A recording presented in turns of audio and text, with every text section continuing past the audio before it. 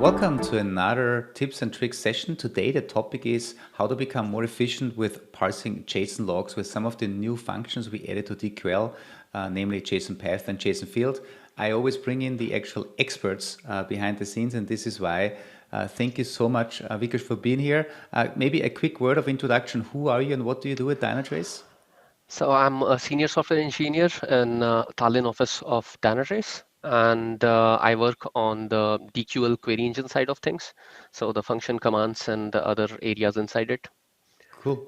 That's perfect. And this is why I was visiting you in Tallinn a couple of weeks ago. And then you said, it would be good to do a video on the new JSON Path and JSON Field functions. And I would actually pass it over to you because I know you've prepared this notebook. Folks, if you Mhm. see this video, check out the link in the description. Everything that Vikas prepared for us today is also available on the Dynatrace Playground. Take it away and explain it. Thank you, Andy. So I will start basically with the function names that we have created now. So as Andy has already mentioned, we have JSON path and JSON field DQL functions, which is going to be in the product for our customers to use, DQL users to use. And then I would like to start by setting the context, right?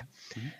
And what do we have here is a basic traditional log line, a typical log line, which would look like this, where you have an IP address. Let's say this one is user ID, username, there is a date, there is the type of the request and request path, and so and so. Now, in this case, you are also able to extract this information out with RDQL, Mhm. and where you can see an example command here. Now here you can use either parse command or parse function to extract this information using our Dynatrace pattern language. And as you can see here, here we have keywords like IPv4, LD for the text, HTTP date for the dates which are of a particular format, which are in the HTTP logs, Mhm. and then there are integers and so on. So this is what the traditional looks like. But as you can see in the log line itself, there isn't much information.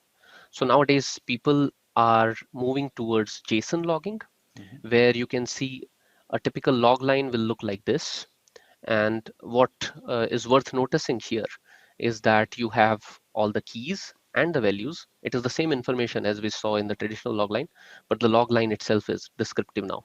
And of course, it is going in as a log line, so it's a string, right? Mhm. So you'll still have to parse out the information and play around with the data and extract additional information or run some formula or functions on them and so on. So for that also already what DQL offers is again parse function, Mhm. and there are dedicated TPL patterns in there as well. So here what you see is this parse function, or you could have used parse command. And for the sake of this example, so that our users can copy this query and try it out, I have put the JSON string in here as a data record. And on top of it, what we are doing here is just doing a JSON parse with a single keyword JSON, Mhm. and it is going to parse the whole JSON out for you, Mhm. right, in the form of the record. And you can further select the nested values, nested arrays, and so on by in the form of composition. But this is all you need to parse a JSON when it comes to DQL. And it's Andy, also do you? very convenient. Yeah, it's thank you so much. It's very nice Mhm.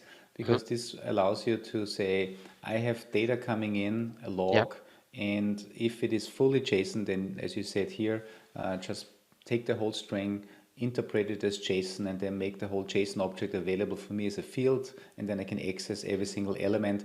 I've also seen use cases where a JSON might be part of a bigger string where you have some regular string and then some JSON. And this is why the parse comment obviously is really great. You can combine it with, first there's some text, some unstructured text, and then there's some JSON. So this gives you really full flexibility. Yeah, great, great example. Indeed, indeed. Yeah. And by the way, you have brought a really interesting topic in there.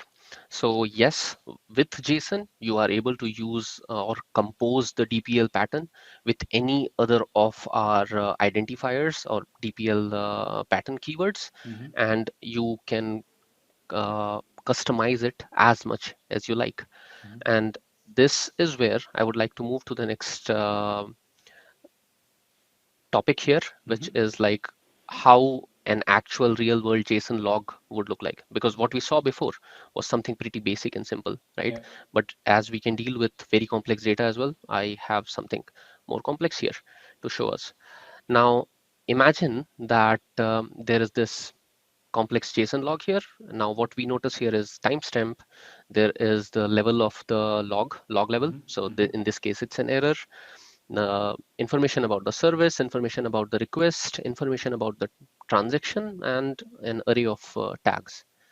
Now, in this case, before JSON function, so basically the DQL users right now, Mm-hmm. what they are doing is, in case of a normal user, they will just use uh, JSON keyword here in the DPL pattern, Mm-hmm. and then they will go ahead to select data out of it in by the form of composition. So there is JSON transaction status, and they can of course extract this value out, put it in any form of expression, filter on it, and so on. And here you can see that in the next line, the user is trying to extract timestamp, service name, transaction ID, and amount, and by selecting the information inside the JSON which was parsed, right? Mm-hmm. But when we talk about an advanced user who are very well versed with DPL, how they make use of it is that they try to compose the pattern in such a way that they are able to target only the relevant information Yeah. that that they need. And in this case, as you can see here, we had service and request and transaction Mm-hmm. tags, all the Mm-hmm. things. Mm-hmm.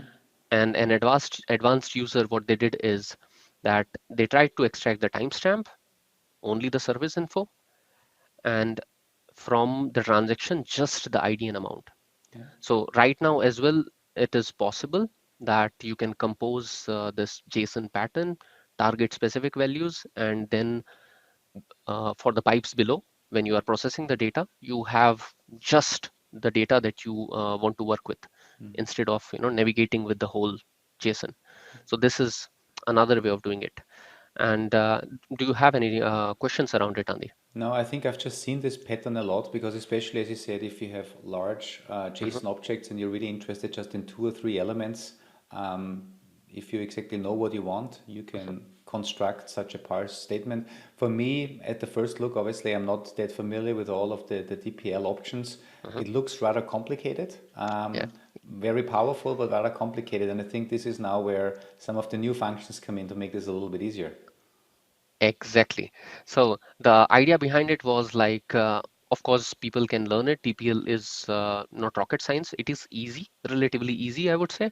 People can learn it, but we wanted to make it more convenient for the users to be able to just write these old traditional JSON paths or directly just name the JSON field, and they will be able to extract the value out, right?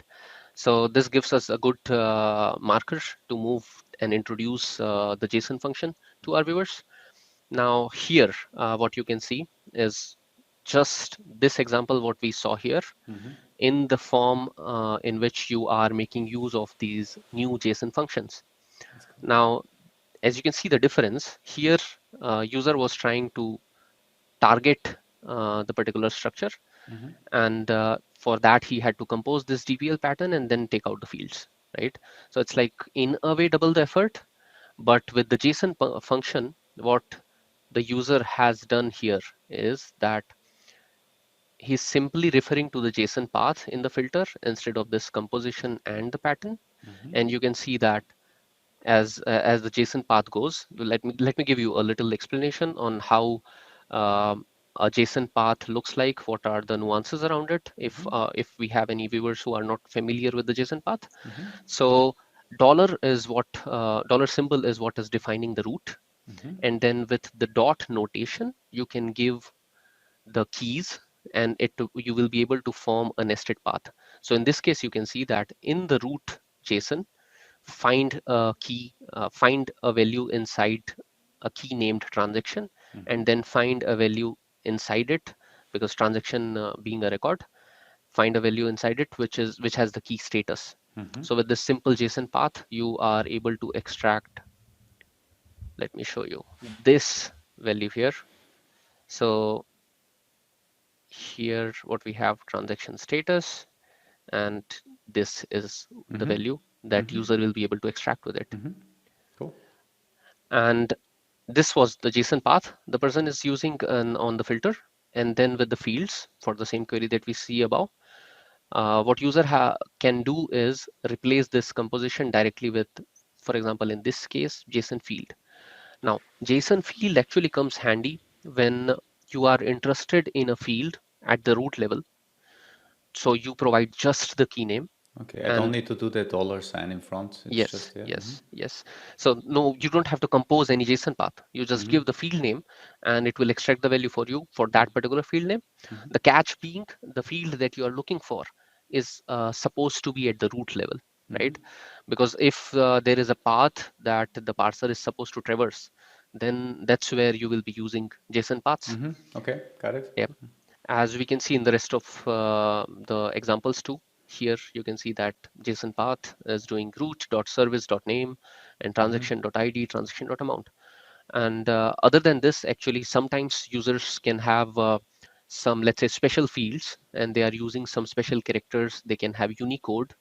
So in that case, it is possible for any user to do the same, basically look for the same field with a square bracket notation, which I'll come to Mm-hmm. later with other example. So far, am I making sense, Andy? Yeah, yeah, it makes a lot of sense. So if I Yeah. wrap this up, if you have a root field, you just Hmm. use JSON field. If you want to access any field that is somewhere within the complex structure of the object, you're using JSON path and you're Hmm. specifying the full path starting with the dollar, which kind of represents the root Yes. element, and then you just traverse into it. That's pretty cool. Yes. Perfectly explained. So that it is going good so far. Yeah. Mm-hmm. So now let's look at the syntax, though I already gave you a glimpse of how the function looks like, but let's look at the official syntax of it for it to make more sense. Mm-hmm. Now there are two functions, JSON field, JSON path. In the first function, we have the function name, and then you are supposed to give an input expression. Mm-hmm. As it should be obvious that we are talking about parsing a field out of a JSON string. So input expression should be either a column or any other expression, which Yeah, in the end is going to give out a string, right? yeah, yeah. In which the function will look for the JSON, parse it, and get the value out for you. The field name, as already explained and discussed, the field Mm-hmm. name which will be targeted on the root level in the JSON object. And then there is this additional parameter in both JSON field and JSON path. So as you were explaining, that sometimes users have JSON somewhere in the log line, Mm-hmm. and there is extra information around it, right? What if you don't want to go through the effort of writing rest of the pattern, even LD which skips the whole line, or data which skips new lines and everything? Mm-hmm. So here it has an option where you can just say that, Sick. okay, seek and give a boolean.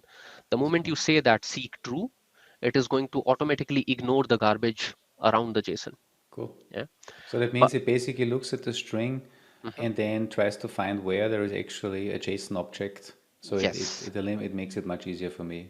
So yes, perfect. yes, Yeah, yeah. yes. So in a typical scenario, in the log lines, it can be the case that, okay, you have garbage here and there is one JSON, but as far as the expectations are concerned from the seek boolean, seek true, I would like to point out that if you are using this, it is of course going to look for values in the first valid JSON it finds. Mm-hmm. So if you have multiple JSONs, Yeah. then it Of will be course, makes another. sense. Yeah, yeah, Yeah, yeah, yeah, yeah. yeah, yeah. Makes sense. Mm-hmm. So let's get to the JSON path syntax. So again, same thing. JSON path is the function name, input expression, which should have a string. JSON path being a string, which is signifying the path. reflecting the path that you are targeting, and seek means the same thing as it means in the Yeah. JSON field function. Yeah. Cool. I think, and it's super helpful that you put everything in here, very well explained. I know that we Yeah. have documentation about this as well, but Mhm. it's super helpful to have everything in this notebook. Keep going. Thank you. So let's look at something more complex. Now, what I have tried doing here is that I put some logs which are, more sensible, close to the real world, and then we have a set of goals here, and we try to extract that information out using our new functions, right? So here we have a log again. Now this payload looks like we have timestamp, service level. There's only one object, which is error, because error has two more values in there, which is code and the message, which are separated. Looking at the goals here, parse the JSON from the log message, right? Uh, this basically is an implicit goal, because when you are using the function, it is parsing the function Yeah, and yeah, yeah. looking for the target stuff. Then what we are going to do is try to extract the user ID, services name, which is here, and transaction amount, and also the error code here, which is nested inside this error object. And then we will also um, filter it on errors, because we are only interested in errors and the information relevant to this log entry, which is reflecting an error. And then we'll do some aggregation using our other command and amazing functions which we have here. And these aggregations are going to basically calculate total transaction amounts and all the unique users which are affected. So it gives a glimpse of how end user might use it to extract all sorts of information. So simple as before. Now there is a filter which is simply doing this contains error thing. And by the way, we could have also done it with Yeah, the with the JSON JSON function. field. Yeah, yeah, exactly. I just thought about this because this is looking at arrow at the whole content, and Yeah. maybe there's some other text and it's not the log level. But Yes, yeah. yes, yes. So what I tried is that I put something which users are already doing, right? And then we have already seen the examples where you can use the JSON functions directly in the filter. So in this case, there is contains, but of course, because you know that here the level is on the top, so you can simply put JSON field function content and give the key name, which is small letters level, Yeah, yeah, yeah, yeah. and you will be able to filter on it. Cool. And then we are extracting the information as we were targeting. So here, as you can see, right now, those were simple fields, no nested structure involved. So we have used JSON field for all the three things. And then here we have an example of JSON path again. Now that we have captured all the values which we were targeting, here what we do is we use the summarize command, which our users must be familiar with. Yeah. And here we are getting, accumulating all the count of error logs, total amount, which are relevant to the all the logs that you are getting with this fetch log for the targeted time frame. And for affected users, we are just doing, collect distinct aggregation function to get all the unique user IDs Users. out. Yeah. Yeah. Cool example. Very cool example. Thank you so much. That's great. But because I wanted to show that JSON path can also have array indexes that it can deal with, we have more examples down there. So bear with me on this one. Yeah. This one, what you see is a API gateway log for the example's sake. And the thing to worth noting here is that in let's say these developers have decided that we want to log upstream responses, and each upstream response is basically signifying it at the service level, the execution flow, right? So for the first service, which is payment service in this case, payment service got this status, and this was the latency milliseconds. And then it navigated to inventory service status and latency and so on, right? So in such cases, when you want to target something inside an array, for example, a particular index, as a user who is trying to parse this logs, basically logs are owned by you and you are trying to churn out information, get information out of it, Yeah. you already know that, okay, interested in first service, I'm interested in second service, or I want to compare first service and second service, right? So how do we do that? So there are multiple goals here, but to move ahead with what I'm trying to explain, I will directly jump here. Mm-hmm. What we see here is a simple fetch log query again, right? And this is fields where user is trying to get all the values out of the JSON. And as you can see the usage here, there is Mm-hmm. JSON path involved, and then there is JSON path involved. What I would like to point out here is that this is the bracket notation that I had mentioned Okay. before. Yeah. Cool. So in case you have, special symbols, let's say for some reason in the key you have used quotes, single quotes, there is some other symbol which is escaped, right? So Mm-hmm. in such cases, it is not allowed traditionally on JSON paths to use the dot notation. Mm-hmm. So what you would do is that either under single quotes, like wrapped in single quotes or double quotes, you will put the keys here. In this case, it is a simple value, but it could have been something with unicodes, special symbols, escaped letters, and so on, right? So for those cases, bracket notation is the way to go. So Mm-hmm. we have an example here for that. Now we get to the array index part. So as we already looked at, there is this inventory latency, payment latency, and shipping latency. The Mm-hmm. user has named the field based on the services it is targeting, they are targeting. And what you see here is upstream response, the first array element, and inside the array element, with the composition of Mm-hmm. JSON path, you can go inside considering that this array element is another record or object. Mm-hmm. You can go inside directly and capture the next value as well. So you can go even more targeted, compose Mm-hmm. queries looking for Mm-hmm. indexes. Mm-hmm. So here you see first object, second object, and third object. Sorry, Understood. first Yeah, it's all object good. here. Yeah. Yeah. All good. No, in classic indexing. Yeah. So zero being the first object, Yeah. and first being the second object, and so on. So here uh, Yeah. All good. we have inventory information, inventory latency, payment latency, shipping latency. Now, what it does basically is it enables user to extract targeted information. And here, what this query is actually showing is how you can just extract multiple information, multiple set of informations from an array from the JSON, and then you can go on and try to compare them. In this case, if we look at the goal here, right, it is actually trying to find or flag the slow services because it Mm-hmm. has this latency information. Mm-hmm. And here it is comparing the latency Mm-hmm. of here.